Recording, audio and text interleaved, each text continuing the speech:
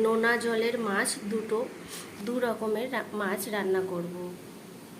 তো একটা হলো নোনা বেলে আর একটা ঢেলা ফেসা, দুটোই নোনা জলের মাছ। তো আজকে আমি কিভাবে করছি আপনারা দেখতে থাকুন পুরো ভিডিওটি। আমি যত সময় ছেলেকে রেওয়াজ করাচ্ছিলাম গান তবলা, তত সময় ওর বাবা গিয়ে জল আর বাজার করে নিয়ে এসছে। এই যে দেখি কি কি বাজার করে নিয়ে এসছে। এই যে এই মাছগুলো নিয়ে এসছে। এই মাছটার নামটা আমি ঠিক জানি না, মনে আসছে না। আর এটা হলো এই যে বেলে মাছ, এটা নোনা বেলে, অনেক বড়। আর এদিকে দেখছি কুমড়ো ফুল নিয়ে এসছে। কুমড়ো ফুলগুলো আর এখন করব না, সকালে সন্ধেবেলা করব, টিফিনটাও খাওয়া হয়ে যাবে। আর এই যে কলা, আর নিয়ে এসেছে পটল,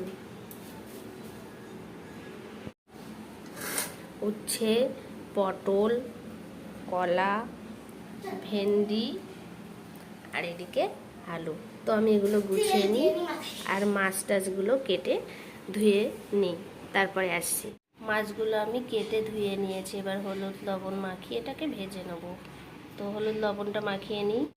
এই যে আমি মাছটা হলুদ লবণ দিয়ে ভালো করে মাখিয়ে নিয়েছি। কড়াটা গরম হয়ে গেছে, তেলও দিয়ে দিয়েছি। এবার এর মধ্যে আমি মাছগুলো এক এক করে দিয়ে ভেজে নেব। মাছগুলোকে আমি ভেজে নিয়েছি, বেলে মাছটাই আর এই যে ঢেলা ফেসা মাছ। এবারে আমি রান্না করব। বেলে মাছটা দিয়ে মাছ ভাজার পরে কড়াইতে এখনও তেল রয়েছে অল্প, ওর মধ্যে আমি পেঁয়াজ টুকরো দিয়ে দেবো। এবারে আমি এর মধ্যে দিয়ে দেবো আদা থেঁতো করে রেখেছিলাম সেটা। এবারে আমি এর মধ্যে দিয়ে দেবো আলু কেটে রেখেছিলাম সেটা। আলুটা হালকা করে ভেজে নিয়েছি, আমি তো হলুদ লবণ কিছুই দিইনি, যেহেতু মাছ ভাজা তেলটা ছিল তো কড়াইতে, তাই একটু ওরকম কালার এসছে, মাছের হলুদটা তেলে লেগে গেছিলো। এবারে আমি এর মধ্যে কলা কেটে রেখেছিলাম সেটা দেবো। পরিমাণ মতো লবণ এর মধ্যে দিয়ে দেবো। এবারে দেবো পরিমাণ মতো হলুদ গুঁড়োর মধ্যে দিয়ে দেবো। আগে থেকে লঙ্কাটা তেলের উপরে দিলে খুব ঝাঁঝ বেরোয়, কাশি লাগে, ওই জন্য কাঁচা লঙ্কাটা বেটে রেখেছিলাম, এই যে এখন দিয়ে দিচ্ছি। এবারে আমি এর মধ্যে পরিমাণ মতো জল দিয়ে দিই। তরকারিতে জল দিয়ে আমি ঢেকে রেখেছিলাম, কি সুন্দর ফুটছে। আমি এইবার এর মধ্যে মাছগুলো দিয়ে দেবো। আমি আজকে কাঁচকলা, আলু আর নোনা বেলে দিয়ে ঝোল করলাম।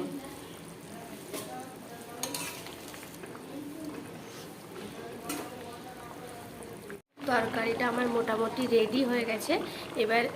এবারে আমি নাবিয়ে নেব। তো নাবিয়ে নেওয়ার আগে আমি জিরে মরিচের গুঁড়োটা ছড়িয়ে দেব। এটা বাজার থেকে কেনা গুঁড়ো না, বাড়িতে ভেজেই গুঁড়ো করে রেখেছিলাম।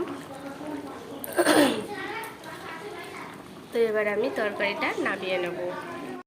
কলা, আলু, নদীর বেলে মাছ দিয়ে হালকা ঝোল আমার হয়ে গেছে। এবারে আমি ঢেলা ফেসা মাছের ঝাল। কড়াইটা গরম হয়ে গেছে, এর মধ্যে আমি তেল দিয়ে দেব। প্রথমে আমি রসুনটা থেঁতো করে রেখেছিলাম সেটা দিয়ে দেবো। এবারে এর মধ্যে পেঁয়াজ কুচিগুলো দিয়ে দেবো। এবারে আমি এর মধ্যে আদাটা থেঁতো করে রেখেছিলাম সেটা দিয়ে দেবো। এবারে আমি এর মধ্যে দিয়ে দেবো পরিমাণ মতো লবণ, আর দেব পরিমাণ মতো হলুদ গুঁড়ো। কাঁচা লঙ্কাটা আদা থেঁতো করে রেখেছিলাম, আদা বাটা মতো করে রেখেছিলাম, সেটা এর মধ্যে দিয়ে দেবো।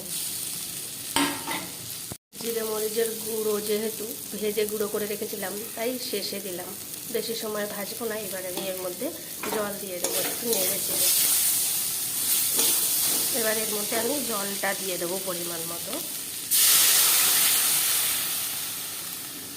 ঢাকিয়ে দিই ফুটুক, তারপরে মাছগুলো দেবো। তো ঢাকিয়ে দিই, ততটা কি সুন্দর ফুটছে।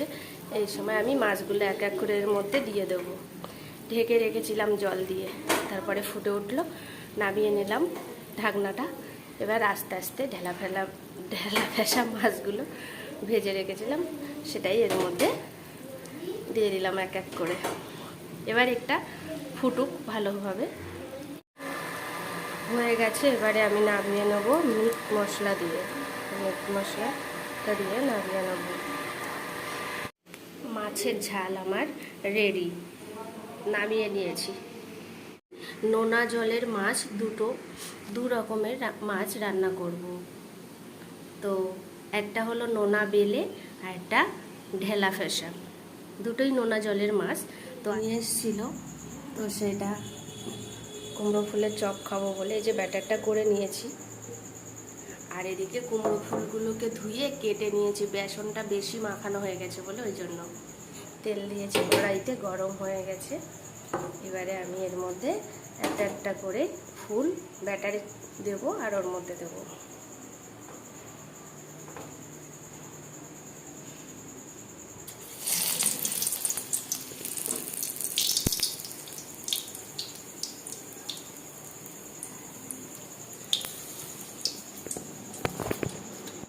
কি সুন্দর টোপর মতো ফুলে যাচ্ছে, তাই না? এরকম করেই আমি সব কুমড়ো ফুলগুলো ভেজে নিয়েছি, এখনো আছে ভাজছি।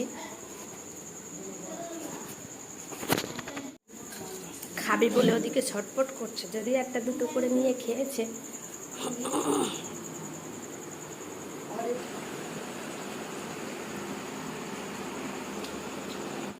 আমার এই ছোট্ট ভিডিওটি কার কেমন লাগলো অবশ্যই জানাবেন। আজকে আমি ভিডিওটা এ পর্যন্তই রাখবো, আর বেশি বড় করব না। তো এই পর্যন্তই রাখছি, টাটা, বাই বাই। দেখা হবে আবার একটা নতুন ভিডিও নিয়ে।